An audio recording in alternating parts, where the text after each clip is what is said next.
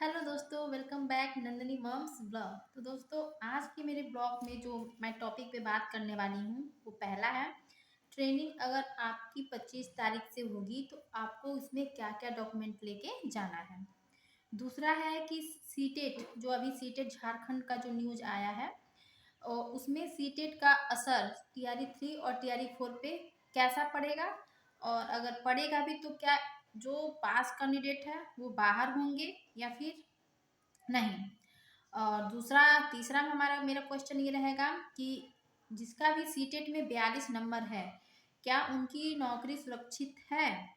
और चौथा रहेगा कि 11 और 12 की जो काउंसलिंग का मैसेज है वो आना शुरू हुआ कि नहीं। तो चलिए दोस्तों, welcome back Nandi moms blog. और आज हम बात करेंगे चार टॉपिक पे।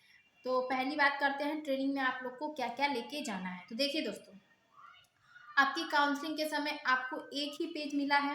एक पेज जो भी मिला है सत्यापन प्रपत्र, वो सत्यापन प्रपत्र आप लोग को तो लेके जाना ही है। सत्यापन प्रपत्र हो गया। सत्यापन प्रपत्र के बाद आपका जो भी वाटर मार्क वाला डॉक्यूमेंट है, उस सारे डॉक्यूमेंट का एक कॉपी सेट रहेगा, जो भी जो रंगीन पेज में हो, जो रंगीन हो। ब्लैक एंड व्हाइट नहीं चलेगा, रंगीन में ही निकलवा के आप लोग ले जाइएगा वाटर मार्क वाला एक एक डॉक्यूमेंट। पहला हो गया। सत्यापन प्रपत्र आप लोग को ले जाना है। फिर आप लोग कम से कम 3 फोटो रख लीजिएगा, क्योंकि जब आप लोग ट्रेनिंग सेंटर पे जाइएगा तो वहाँ पे आपसे एक फॉर्म फिलअप करवाया जाता है। उस फॉर्म में आपका एक फोटो लगेगा। फोटो लगने के बाद आपका सब चीज़, आधार, पैन, जितना भी होता है वो सारी चीज़ों का डिटेल मांगेगा। हो गया। और फिर जो आपका बैंक पासबुक का डिटेल भी मांगता है, क्योंकि मतलब जो भी आप 15 दिन ट्रेनिंग देंगे उसको आपको कुछ पे किया जाएगा। क्योंकि हम लोग की जब ट्रेनिंग हुई थी तो हम लोग को कुछ नहीं मिला था, लेकिन भरवाया, फॉर्म भरवाया, फिलअप करवाया जाता है। तो आप लोग अपने साथ सत्यापन प्रपत्र, वाटर मार्क वाला जितना भी डॉक्यूमेंट आप लोगों ने अपलोड किया उन सबका फोटोकॉपी, जीरोक्स, वो भी कलरफुल में। और फिर 3 से 4 आप लोग फोटो रख लीजिएगा। जितना ज़्यादा फोटो रहेगा आप लोग के पास उतना ही अच्छा रहेगा, क्योंकि ट्रेनिंग के बाद आपको घर नहीं जाने को मिलेगा। ट्रेनिंग के बाद डायरेक्ट आपको विद्यालय टैग कर दिया जाएगा। उसमें आप 15-20 दिन विद्यालय में जाके पढ़ाएंगे, फिर कहीं जाके आपकी पोस्टिंग होगी। इतना सब हो गया। क्योंकि जब आपके विद्यालय में विद्यालय टैग किया जाएगा तो उस समय भी आप लोग से ना, वहाँ पे जिस विद्यालय में आप लोग जाइएगा वहाँ पे आप लोग को से मांगा जाएगा वाटर मार्क वाला डॉक्यूमेंट, फिर सत्यापन प्रपत्र और ट्रेनिंग का जो भी कागज आप लोग को मिलेगा।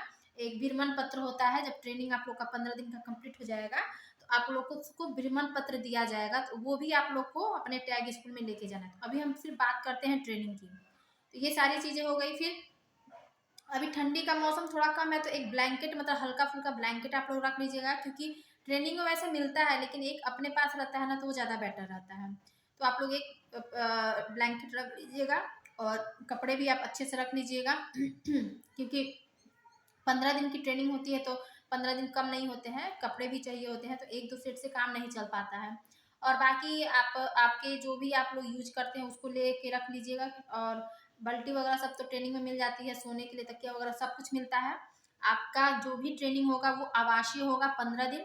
खाने पीने का टेंशन नहीं है, सोने का टेंशन नहीं है। सब चीज़ का, हर चीज़ आपको व्यवस्था उपलब्ध कराई जाती है ट्रेनिंग में। इस बार तो ट्रेनिंग में आपका थंब इम्प्रेशन या फिर फेस का मतलब स्कैनिंग करके आप लोग की अटेंडेंस बनेगा। तो कोई सोचेगा कि हम ट्रेनिंग न दें या फिर गायब रहें ट्रेनिंग से, तो ऐसा नहीं होने वाला है। उस पर 500 का जुर्माना पर डे आपका लग सकता है अगर आप ट्रेनिंग समय से नहीं देते हैं तो बस जो मैंने ट्रेनिंग के लिए बताया आप लोग उतनी चीज़ें रख लीजिएगा। सत्यापन प्रपत्र, वाटर मार्क वाला जितना भी डॉक्यूमेंट होगा वो, और फोटोज, बैंक पासबुक, अगर जिसके पास बैंक पासबुक होगा वो बैंक पासबुक रख लेगा, और जिसके पास नहीं है तो उसका पहले का किसी भी बैंक का पासबुक होगा उसका आईएफएससी कोड और बैंक का अकाउंट नंबर, बस वही दोनों लगता है, आप लोग उसमें फिलअप कर दीजिएगा। तो आपको 2 फॉर्म मिलेंगे, दोनों फॉर्म आप लोग को फिलअप करना होगा और दोनों फॉर्म पे आप लोग को फोटो लगाना रहता है। तो क्योंकि फोटो लगाना होगा वो तो जमा हो जाएगा, और फिर एक आपका आई कार्ड बनता है, आईडी कार्ड बनता है, तो उसके लिए भी आपको एक फोटो चाहिए। तो 3 फोटो तो यही आपके हो गए, इसलिए कम से कम 5 फोटो आप लोग रख लीजिएगा वाटर मार्क वाला डॉक्यूमेंट। तो ये हो गया मेरा ट्रेनिंग कैसे होगी। अब हम बात करेंगे कि 11-12 वालों का मैसेज। तो देखिए दोस्तों, 11 और 12 वालों की जो काउंसलिंग है उसका मैसेज आना स्टार्ट हो गया है। मेरे जो सर हैं उनका 4 तारीख को काउंसलिंग है, और 9-10 का जो है वो बहुत अच्छे से काउंसलिंग हो रही है। जैसे 6 to 8, 1 to 5 की काउंसलिंग हुई थी, सेम वैसे ही 9-10 वालों की भी काउंसलिंग हो रही है। तो और जो भी प्रोसेस था, ये नहीं कि इनके काउंसलिंग में दूसरा प्रोसेस है, नहीं, सेम प्रोसेस है, सेम चीज उन्हें भी सत्यापन प्रपत्र ही मिल रहा है। तो आपको बहुत ज्यादा नहीं सोचना है कि हम लोग को दूसरा मिला तो उनको कोई और नहीं, सबको एक ही चीज मिल रहा है।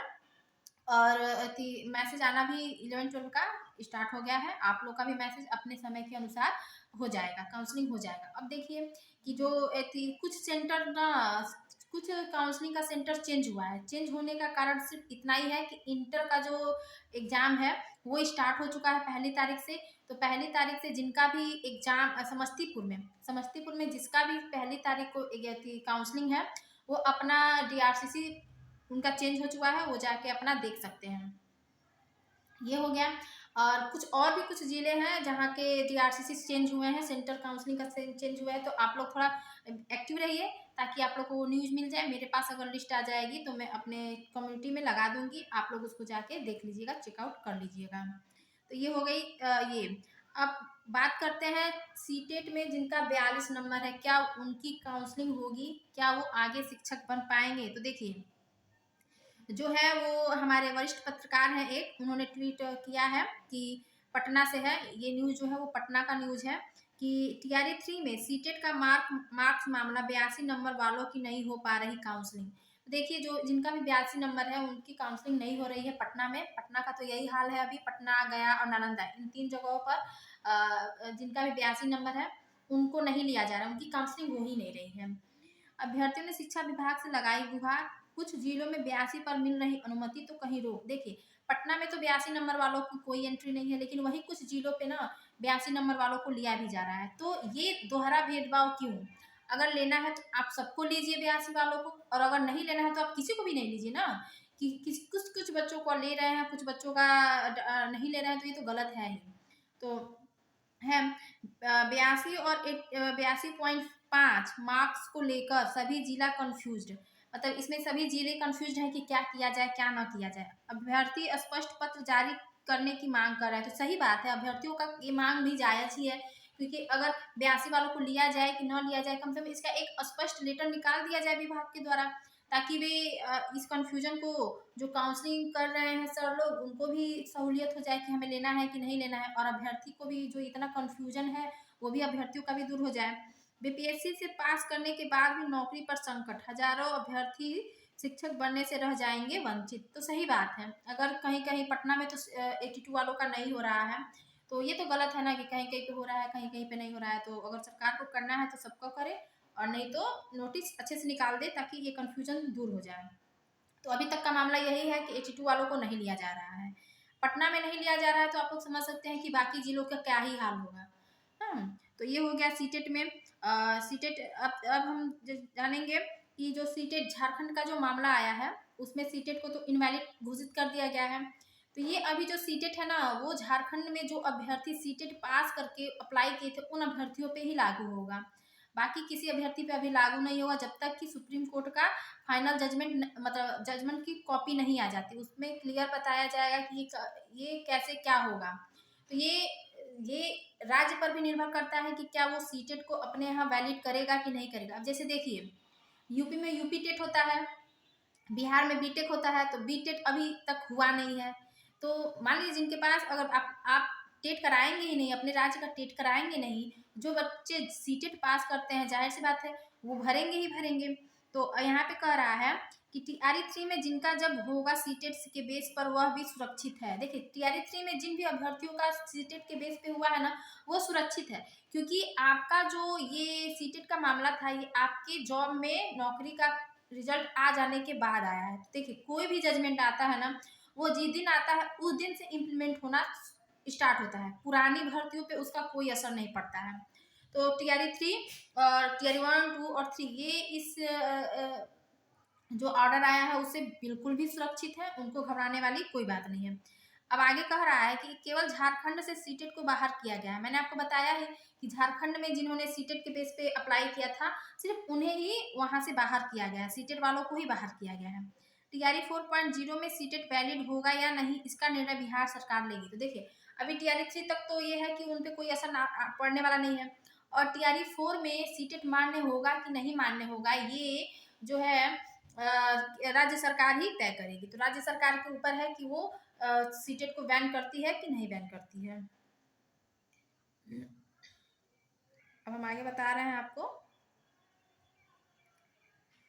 हाँ, सीटेट बिहार में सीटेट वैलिड ही रहेगा, क्योंकि बिहार सरकार बीटेट का आयोजन प्रत्येक साल नहीं करती है। तो सही बात है, अगर बिहार सरकार सीटेट का आयोजन पर हर साल करे तो सीटेट वालों की जरूरत है ही नहीं। जब बीटेट हर साल होता ही नहीं है, तो जो अभ्यर्थी सीटेट पास किए रहेंगे, आखिर में वही ना फार्म भर पाएंगे। तो बस सीटेट वालों के लिए यही है कि टीआरई 1, 2, 3 इस पे सीटेट का सुप्रीम कोर्ट के जजमेंट का कोई भी असर नहीं होने वाला है। जो भी असर होगा वो बीटेक ये झारखंड के जो विद्यार्थी हैं जिन्होंने सीटेट के बेस पे फॉर्म अप्लाई किया था, उन्हीं पे पड़ेगा। तो ये हो गया सीटेट का असर। 82 वाले का बता ही दिए, ट्रेनिंग में क्या क्या लेके जाना है बता ही दिए, और 6 to 8 11 12 का मैसेज आना भी हो गया बता दे। तो बस दोस्तों, आज के लिए यही था। बाय।